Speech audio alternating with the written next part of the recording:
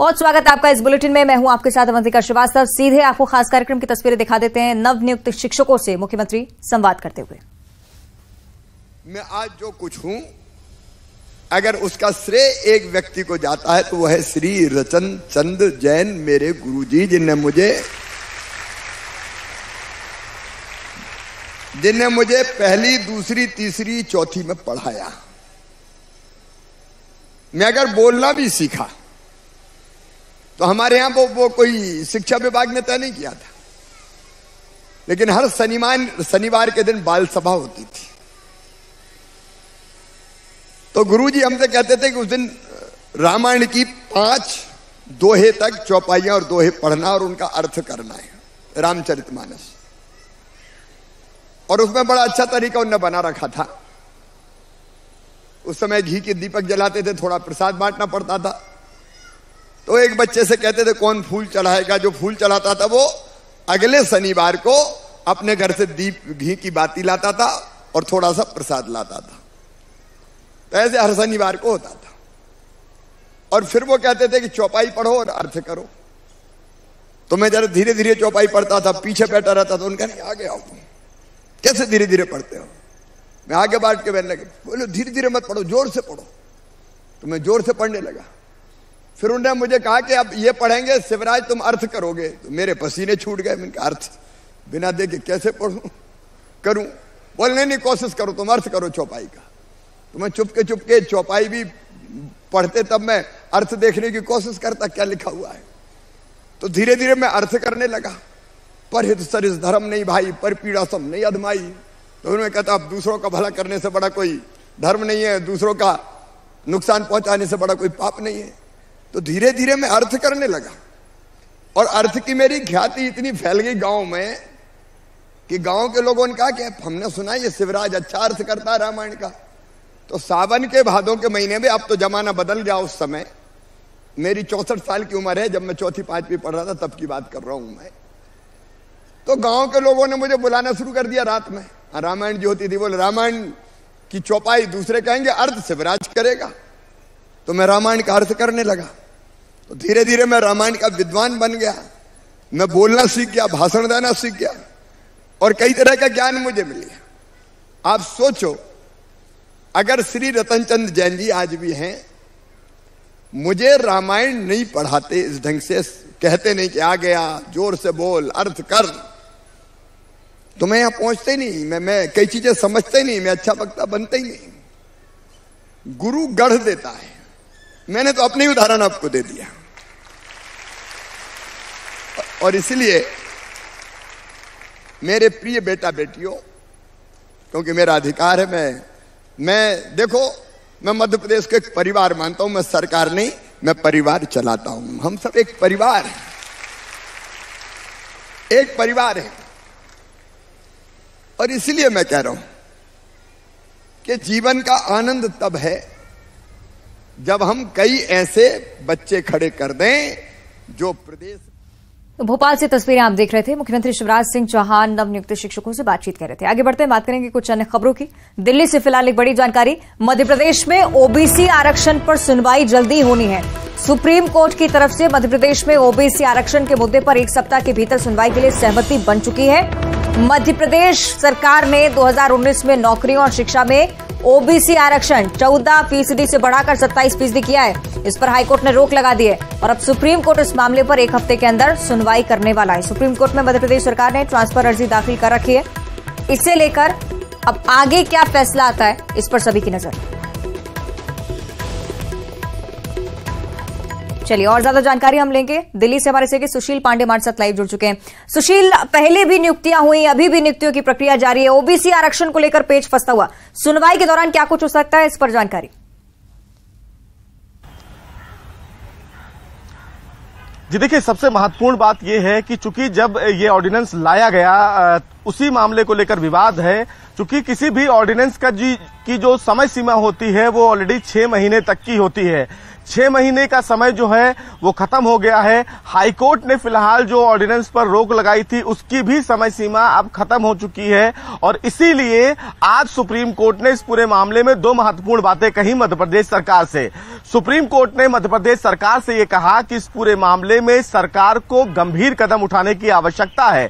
इतने लंबे समय से मामला अगर पेंडिंग है तो राज्य सरकार को जल्द ही सख्त कदम उठाने की आवश्यकता थी। लेकिन मध्य प्रदेश सरकार की तरफ से यह कहा गया कि चूंकि ओबीसी आरक्षण से संबंधित मामले हाईकोर्ट में पेंडिंग है, लिहाजा वो चाहती है कि तमाम जो मामले हाईकोर्ट में पेंडिंग है उसको सुप्रीम कोर्ट में ट्रांसफर किया जाए और सुप्रीम कोर्ट इस पूरे मामले की सुनवाई करे। याचिकाकर्ता की तरफ से जो इस पूरे मामले में जया ठाकुर जो याचिकाकर्ता है, उनके वकील ने कहा कि मध्य प्रदेश सरकार नहीं चाहती है कि जो आरक्षण की प्रक्रिया है उसको लेकर अदालत हस्तक्षेप करे, इसीलिए राज्य सरकार के द्वारा 5 सालों से कोई कदम नहीं उठाया गया और इसकी वजह से राज्य में ओबीसी आरक्षण एक बड़ा मुद्दा बना हुआ है और सरकार नहीं चाहती है कि इस पूरे मामले को लेकर कोई भी प्रक्रिया आगे बढ़े। सुप्रीम कोर्ट ने आज मामले की सुनवाई के दौरान ये बात कहा कि वो तथ्यात्मक पहलुओं पर विचार करेंगे, राजनीति पर विचार नहीं करेंगे, क्योंकि आरोप प्रत्यारोप दोनों तरफ से लगाए जा रहे थे। सुप्रीम कोर्ट ने यह सहमति जरूर जताई है कि वो अगले 1 हफ्ते में तमाम याचिकाओं को एक साथ क्लब करेंगे और उसके बाद इस पूरी प्रक्रिया को सुनवाई के लिए लगाएंगे। अब जब सुप्रीम कोर्ट के समक्ष ये पूरा मामला आएगा तो न केवल ये फैसला मध्य प्रदेश के लिए लागू होगा बल्कि कई राज्यों में ओबीसी आरक्षण के मामले में जो मुकदमे लंबित हैं, जो शिक्षा में या नौकरियों में जो प्रमोशन में रिजर्वेशन की प्रक्रिया अभी फिलहाल लंबित है, उसको लेकर एक लार्जर इशू पर यह बड़ा फैसला देखा जा सकता है। सुशील, ये देखने वाली बात कि सुप्रीम कोर्ट में क्या कहा जाता है, लेकिन मुख्य बात यह भी है कि ओबीसी आरक्षण का मुद्दा इस समय आया है। मध्य प्रदेश सरकार चुनावी साल में और उस दौरान इस तरह की अटकलें, देखना होगा आगे क्या होता है। बहुत शुक्रिया फिलहाल आपका सुशील, जानकारी साझा करने के लिए। एक बार फिर से हम आपको भोपाल लिए चलेंगे। मुख्यमंत्री शिवराज सिंह चौहान नवनियुक्त शिक्षकों से बातचीत कर रहे हैं। तो गीता जी में कहा भगवान श्री कृष्ण ने अर्जुन से मुक्त संगो अनहमवादी धृति उत्साह समन्विता सिद्धि असिद्धियो निर्विकारा कर्ता सात्विक उचिते। मुक्त संगो मतलब सब बच्चे हमारे लिए बराबर हैं। ऐसा नहीं कि अर्जुन है तो उसको तो अच्छे तीर चलाना सिखाएं और एकलव्य का अंगूठा कटवा दें। हमारे लिए सब बच्चे समान, कुछ अच्छा परफॉर्म करेंगे, कुछ को बेटर परफॉर्म के लिए हमको प्रेरित करना पड़ेगा। तो वो कोशिश हमको सब बच्चों को बराबर मानते हुए करने का प्रयास करना चाहिए। यह है मुक्त संगो, सब बच्चों को बराबर मानेंगे। अनहमवादी मतलब हम अहंकार से भरे ना रहें। धृति मतलब धैर्य चाहिए हमको। देखो कोई बच्चा बहुत जल्दी समझ जाएगा, लेकिन कई ऐसे कि बार बार समझाना पड़ेगा तो गुस्सा आती है, ये तो बड़ा मट्ठर है, ये तो बुद्धू है। अब आजकल तो कम हो गया, नहीं पहले तो माँ साहब कहते थे हाथ ऐसे कर और फुटा सा मारते थे।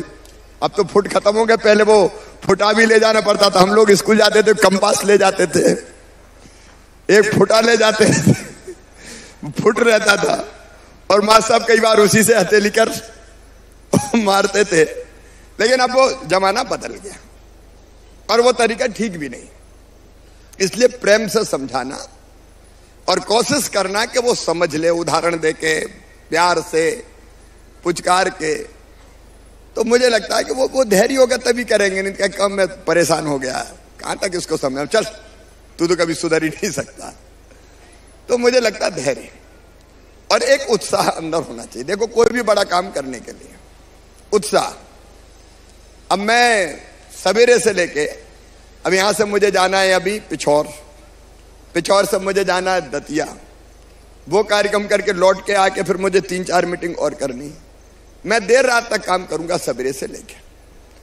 तो ये इतना क्यों कर लेते हैं? इतना इसलिए कर पाते हैं कि एक तरफ रहती है, एक जुनून रहता है कि नहीं और करना है और करना है। 9 करोड़ 9.5 करोड़ लोगों के लिए काम करना है तो तू कैसे चैन से सो सकता है बता? कैसे मौज मस्ती की जिंदगी जी सकता? नहीं जी सकता। तो जो हक नहीं है, तो ये अंदर से आवाज आती, और अंदर की आवाज प्रेरित करती, तू और कर, और बेटर कर, और अच्छा कर, और अच्छा कर। तो हमें भी ये उत्साह रहना चाहिए कि और बढ़िया कैसे, और बेटर कैसे। अब इनोवेशन कर सकते हो। प्राइवेट स्कूल में जैसे पालकों को बुलाते हैं, अब अपने स्कूलों में भी उनको बुला के भी कह सकते हो कि बच्चे को ये समझाएं, बच्चे को ये पढ़ाएं, बच्चा ये कर रहा है ठीक, बच्चा ये नहीं कर रहा ठीक। उसकी ट्रेनिंग भी आपको यहां होगी। मैं तो कुछ व्यवहारिक बात बता रहा था। और परेशान कभी मत रहना। देखो, सिद्धि असिद्धियों निर्विकारा का मतलब यह है कि सफलता मिली तो ठीक है, कई बार नहीं मिलती तो काय को परेशान हो। नहीं मिली तो नहीं मिली, मेहनत तो हमने पूरी की, अगली बार और मेहनत करेंगे। और एक मंत्र मैं दे रहा हूं, क्योंकि आप गुरु हो, हमेशा प्रसन्न रहना, तनाव वाली जिंदगी मत जीना। और उसके लिए आप सब सवेरे का समय अपने लिए जरूर निकालो। सवेरे थोड़ा बहुत योग या व्यायाम जो जो जो लगे, लेकिन फिजिकल थोड़ी सी एक्सरसाइज। योग सर्वश्रेष्ठ है, योग का तो डंका दुनिया में बज रहा है। तो सवेरे बना लो नियम, और उसके बाद प्राणायाम जरूर करना। आप कह रहे हो कि ये मुख्यमंत्री कह रहा प्राणायाम करो, कोई दादागिरी है क्या? लेकिन मैं अपना समझ के कह रहा हूं। और थोड़ी देर ध्यान करना। देखो, अपने आप देखोगे, आंख बंद करके बाहर के जितने विचार आते हैं उनको रोक के अगर अंतर्मुखी होते हैं तो बड़ी शांति मिलती है, और एक ताकत मिलती है, शक्ति मिलती है। वो कभी सीखना कि इतने जल्दी मैं नहीं बता सकता उसको। देखो, आप अगर अच्छे से रहोगे, प्रसन्न चित्त रहोगे, आनंदित रहोगे, तो आप बच्चों को पढ़ा पाओगे। और आप ही वैसे नहीं रहे तो आप बच्चों को कैसे पढ़ा पाओगे? तो हम पर्सनल लाइफ भी ऐसी बनाए कि जिसमें हम, अपना घर भी है, अपना परिवार भी है, नहीं है तो आगे होगा, पारिवारिक जिंदगी भी हम जिएंगे। तो कुल मिला के कैसे संतुलन बिठा के रखें। नहीं तो घर लड़ाई हो गई और गुस्सा निकल गया बच्चों पे। तो मुझे लगता है कि बैलेंस लाइफ, और वो ध्यान से आ सकती है। देखो, बहुत मुश्किल से जिंदगी मिलती है इंसान की जिंदगी। मैं ज्यादा समय ले लिया मैंने। इंसान की जिंदगी बहुत मुश्किल से मनुष्य की जिंदगी मिलती है। और मिली कितने साल के लिए बताओ? अपन कई बार कितने दम और अहंकार से भरे रहते हैं, समझता क्या है मैं ये हूं, 2 मिनट पे ठिकाने लगा दूंगा। ये भी अपन ने कह तो सुना है लोगों को, लेकिन एक दिन तुम ही ठिकाने लगने वाले हो। कितने साल जियोगे आखिर? वह मनुष्य का जीवन, मैं कुछ सोच के नहीं आया, जो दिल में आ रहा है वो कह रहा हूं मैं। मनुष्य का जीवन कितने साल का? 100 साल। हालांकि 100 तक सब नहीं पहुंचते, 80, 85, 82 लगभग ही हमारा एवरेज आयु है। अब अगर इसकी प्लानिंग आज से सोचें कि हम अपनी जिंदगी कैसे जिएंगे, हम प्लान करें सचमुच में, तो जीने में आनंद आएगा। और हम एक और, मैं युधिष्ठिर और यक्ष का प्रसंग में कई बार सुनाता हूं, वो और सुनाता हूं आपको। बोर तो नहीं हो रहे ना?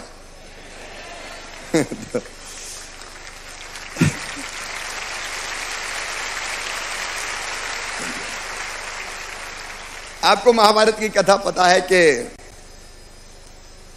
5 भाई युधिष्ठिर सब वनवास पे थे, तो एक बार प्यास लगी, पानी ढूंढने जाना था। पेड़ पे चढ़ के देखा तो सबसे पहले ड्यूटी रहती है कि दूर दिख रहा है, तो पहला भाई गया पीने। पानी हुआ तो यक्ष ने कहा कि पहले मेरे सवाल का जवाब दे, नहीं तो मर जाएगा।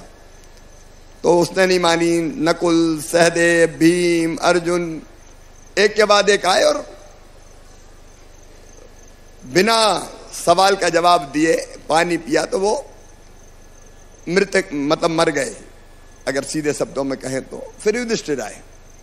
युधिष्ठिर ने जैसे ही पानी पिया, प्यास जोर से लगी थी, देखा तो वेदना तो हुई, लेकिन सोचा एक घूंट पानी पी लूं। तो फिर यक्ष ने कहा मेरे प्रश्न का उत्तर दो। कई प्रश्न यक्ष ने पूछा, आप पढ़ना कहीं। वो युधिष्ठिर और यक्ष का संवाद आप कभी पढ़ना, बहुत मजा आता है पढ़ने। कई तरह के सवाल किए, उनमें एक सवाल ये था कि बताओ दुनिया में सबसे बड़ा आश्चर्य क्या है? तो युधिष्ठिर जी ने उत्तर दिया, मनुष्य पैदा होता है, छोटा रहता है, बचपन में खेलता है, कूदता है, फिर स्कूल जाता है, पढ़ता है, लिखता है, बड़ा हो जाता है, शादी होती है, ब्याह होती है, गृहस्थ जीवन जीता है, उसके बच्चे होते हैं, उसके बाद बूढ़ा होता है, उसके बाद मर जाता है। तो हर एक को यह पता है कि मैं इस धरती पर आया हूं तो एक दिन मुझे मरना है, मृत्यु अंतिम सत्य है, लेकिन जीवन भर व्यवहार ऐसे करता है जैसे हमेशा इस दुनिया ही में उसको रहना है। यह सबसे बड़ा आश्चर्य है। अगर हमको यह ध्यान रहे कि दुनिया परमानेंट घर नहीं, धर्मशाला जैसी है, 100 साल के लिए आए, 80 साल के लिए आए, तो जितने साल के लिए आए कैसे बेहतर जिए, अपने घर के साथ, परिवार के साथ भी, अपने मित्रों के साथ भी, और अपने बच्चों के साथ भी जिनको हम पढ़ाने वाले हैं, तो जिंदगी आनंद से भर जाएगी, पढ़ाने में मजा आएगा। और नहीं, कई बार परेशान है, हैरान है, दुखी हूं, मुझसे ज्यादा दुनिया में कोई दुखी है ही नहीं, सबने मुझे धोखा ही धोखा दिया है।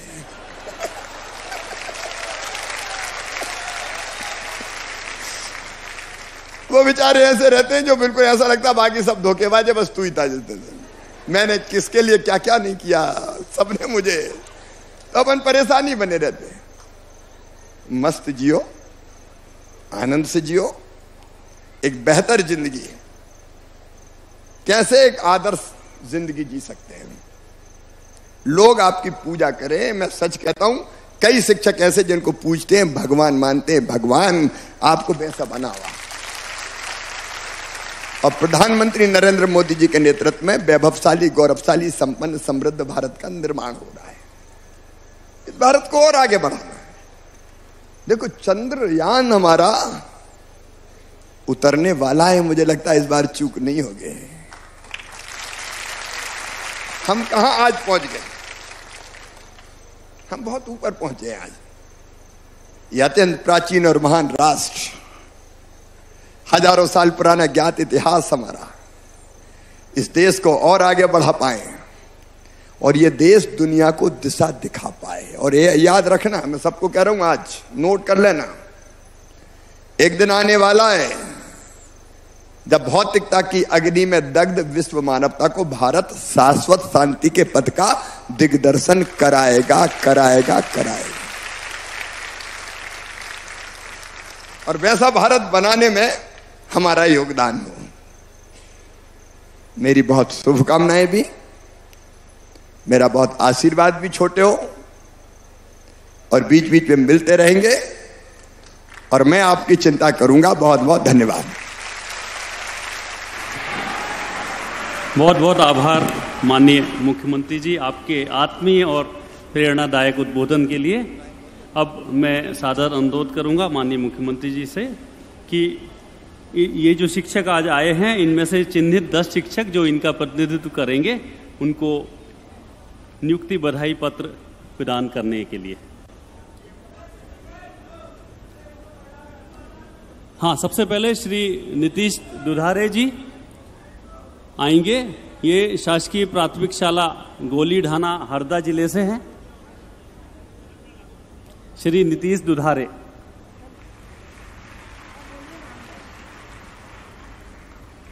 सुश्री आकांक्षा चौकसे जी, ये शासकीय प्राथमिक शाला पूर्णिया, जिला कटनी में पदस्थ हुई हैं। आप तालियां बजाते रहिए, ये आपका ही प्रतिनिधित्व कर रहे हैं। अब खंडवा जिले से कुमारी निकिता मंडलोई जी, शासकीय प्राथमिक शाला अट्टू टांडा, जिला खंडवा। श्री सहर्ष नामदेव, शासकीय प्राथमिक शाला नकतला, जिला रायसेन।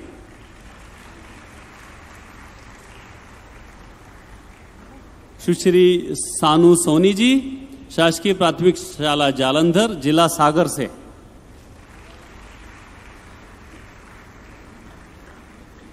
स्वप्ना बोस जी, शासकीय प्राथमिक शाला बापावली, जिला शिवपुरी।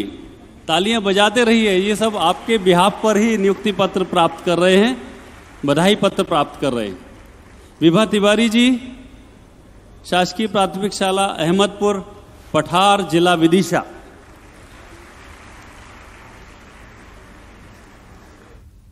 तो तस्वीरें हम आपको लगातार दिखा रहे थे। नियुक्ति पत्र आज शिक्षकों को वितरित किए जा रहे हैं। इसी के साथ बुलेटिन में इतना ही। देखते रहिए न्यूज़ 18।